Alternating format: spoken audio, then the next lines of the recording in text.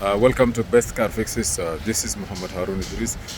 Before you change any alternator, you see this car here, we change a brand new alternator, and still, after we change it, you see here, brand new, still the charging system is less than 13.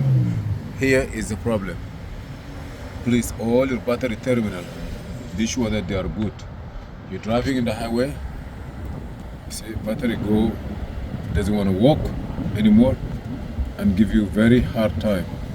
So all the time, please check your battery terminal, clean them good, and then you see this have even very good battery. But the more important on this car is that the alternator. When we start it, it's 13. Can you start it?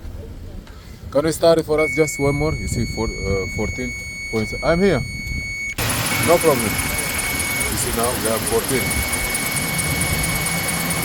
Before was 13, 12, not even 13. So those are the ones that affect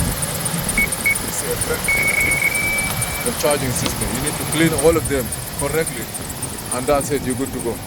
Thank you for watching. Please subscribe, share, and like.